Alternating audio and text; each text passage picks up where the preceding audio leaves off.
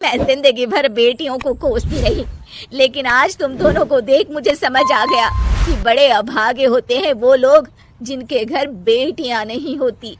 सावित्री 2 बेटों की माँ थी। उसे इस बात पर बड़ा घमंड था। वो मानती थी कि बेटे घर की शान होते हैं। ये ले सावित्री, मिठाई खा, मेरे यहाँ पोती पैदा हुई है। ये सुनते ही सावित्री मुंह बना के कहती है, अरे तू तो लुट गई, बर्बाद हो गई, तेरे यहाँ लड़की पैदा हो गई। अरे तू ऐसा क्यों कह रही है? मैं तो बहुत खुश हूँ। अरे जब तेरी पोती के पीछे तुझे खर्चे पर खर्चे करने पड़ेंगे ना, तब ये तेरी सारी खुशी गम में बदल जाएगी। पहले लड़की की पढ़ाई लिखाई का खर्चा, फिर उसकी शादी का खर्चा। अरे आजकल की शादियाँ कितनी महंगी हो गई है। गहने बनाओ, लाखों रुपए पानी की तरह बह जाते हैं। लड़कियां तो सिर्फ खर्चा करवाने के लिए ही पैदा होती हैं। इस तरह लड़कियों के प्रति अपने विचार व्यक्त करते हुए सावित्री ममता को लंबा चौड़ा भाषण देके चली जाती है। अब तो आप लोग इस कहानी में सावित्री देवी का पात्र अच्छी तरह समझ ही गए होंगे। कुछ समय बाद सावित्री की बड़ी बहू भी एक लड़की को जन्म देती है। फिर क्या था, सावित्री पूरा आसमान सर पर उठा लेती है। हे भगवान, ये तू मुझसे किस जन्म का बदला ले रहा है? अरे मैं तो मंदिर में रोज आकर तुझसे कहती तो थी कि मुझे एक पोता चाहिए, और तूने मुझे पोती दे दी। इतनी मिठाइयाँ और प्रसाद चढ़ाने का क्या फायदा हुआ?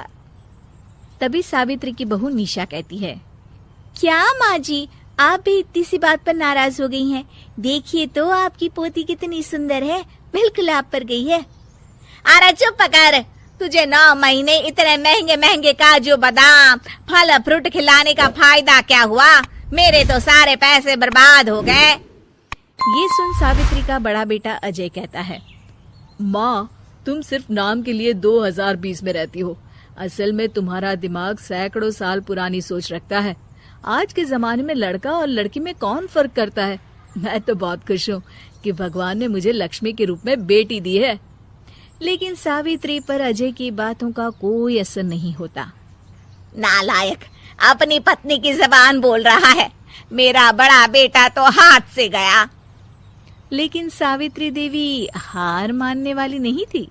वो पोते की चाह में अपने छोटे बेटे विजय की शादी करवा देती है। कुछ समय बाद आखिरकार वो दिन आ ही जाता है जब सावित्री की छोटी बहू गर्भवती हो जाती है। सावित्री इतनी खुश हो जाती है कि वो बच्चे के जन्म से पहले ही सारे मोहल्ले में ढिंढोरा पीटने लगती है। ये क्या सावित्री, तू तो पोते के जन्म से पहले ही मिठाई बांट रही है। पहले पोता पैदा तो होने दे, और फिर क्या पता अगर पोते की जगह पोती पैदा हो गई तो। ये सुन सावित्री चिढ़ जाती है। अरे अपनी काली जबान मत चला, मेरी मिठाई खा के मेरा ही बुरा सोच रही है। बड़ी आई, ला मेरी मिठाई वापस कर। देख लेना, इस बार मेरे यहाँ पोता पैदा होगा, पोता। लेकिन ठीक इसका उल्टा होता है। सावित्री की छोटी बहू भी एक लड़की को जन्म देती है। सावित्री फिर से रोना धोना शुरू कर देती है और अपनी छोटी बहू को कोसते हुए भला बुरा कहने लगती है। देखते ही देखते ये सावित्री की रोज की आदत हो जाती है। एक दिन उसकी इस आदत से परेशान होकर विजय अपने भाई अजय से कहता है, भैया, माँ खुद एक औरत होकर हमारी बेटियों को पसंद नहीं करती, उल्टा उन्हें रोज कोसती रहती है। मुझे माँ की यह आदत बिल्कुल पसंद नहीं आती। अरे तू ठीक कहता है, मैं भी अब माँ से तंग आ गया हूँ। अच्छा, तो अब तुम दोनों इस तरह पीठ पीछे मेरी बुराई भी करने लग गए हो? नहीं माँ, हम चाहते हैं कि घर में शांति बनी रहे। हमें हमारी बेटियाँ बहुत प्यारी है। मैं नहीं चाहता कि वह तुम्हारे ताने सुन सुन कर बड़ी हो, और इसीलिए हम दोनों ये घर छोड़कर चले जाएंगे। हाँ माँ, मैं भैया की बात से सहमत हूँ। जब तुम इस घर में अकेली रहोगी तब तुम्हें अपनों की कीमत का एहसास होगा। अपने दोनों बेटों के मुंह से अपनी माँ के लिए इतने कठोर शब्द सुन सावित्री भावुक और रुआंसी होकर कहती है, क्या सच में तुम दोनों मुझे इस घर में अकेली छोड़कर चले जाओगे? हाँ माँ। हाँ माँ, अब पानी सर के ऊपर जा चुका है। मैं तुम दोनों के बिना नहीं रह सकती। अपनी सास के आंसू देख अजय और विजय की पत्नी अपने पतियों से लड़ पड़ती है। अरे जिसे जाना है वो जाए, मैं माँ जी को छोड़कर कहीं नहीं जाने वाली। भाभी आप ये क्या कह रही हैं? वही जो तुम सुन रहे हो, दीदी बिल्कुल सही कह रही है। हम बेटियों के संस्कार हमें सिखाते हैं कि सास माँ समान नहीं बल्कि माँ ही होती है और उस माँ की जिंदगी भर सेवा की जाती है। बेटे अपना फर्ज भूल सकते हैं लेकिन बेटियां नहीं। आप दोनों शौक से जा सकते हैं।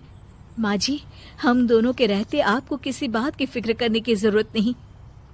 फिर क्या था, सावित्री के ऊपर छाए बेटों के घमंड के बादल उसकी बेटी स्वरूप बहुओं के तेज के आगे आंसू के रूप में परिवर्तित होकर सावित्री की आंखों से बहने लगते हैं और वो उन दोनों को गले लगा लेती है। मैं जिंदगी भर बेटियों को कोसती रही, लेकिन आज तुम दोनों को देख मुझे समझ आ गया कि बड़े अभागे होते हैं वो लोग जिनके घर बेटियां नहीं होती।